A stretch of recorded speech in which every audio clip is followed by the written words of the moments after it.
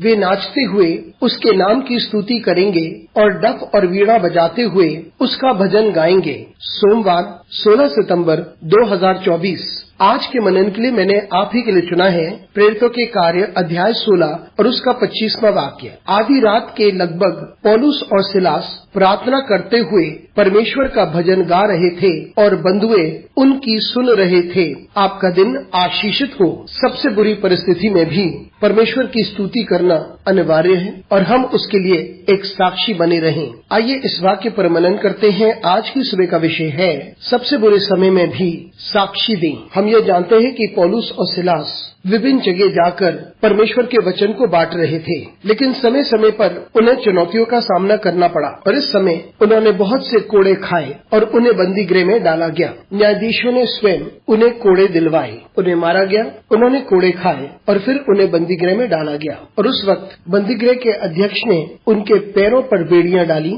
और उन्हें अंदर वाले कक्ष में डाला। लेकिन क्योंकि ये सच्चे परमेश्वर के दास थे, वे परमेश्वर की स्तुति कर रहे थे और गीत गा रहे थे और बंदी गृह में सब लोग उन्हें सुन रहे थे और सभी बंधुए उन्हें सुन रहे थे। मित्रों, आपको हमेशा एक चुनौतीपूर्ण परिस्थिति में डाला जाता है। हो सकता है कि आप सबसे बुरे समय से होकर गुजर रहे हैं, लेकिन ऐसे समय पर आप क्या करते हैं? क्या आप परमेश्वर पर निर्भर होते हैं, उसकी स्तुति करते हैं, उसकी आराधना करते हैं? जी हाँ, ऐसे समय पर भी जब आप परमेश्वर की आराधना करते हैं, बहुत से होंगे जो आपको निहारेंगे, आपको देखेंगे, आपको सुनेंगे, क्योंकि आप स्वयं एक गवाही बन जाते हैं कि परमेश्वर क्या कर सकता है। और जब आप सबसे बुरे समय पर भी परमेश्वर पर भरोसा करते हैं और जब सबसे बुरे समय में भी आप परमेश्वर की स्तुति करते हैं और जब आप परमेश्वर की आराधना सबसे बुरे समय में करते हैं, तब आप सिर्फ आशीषों को ही नहीं प्राप्त करेंगे,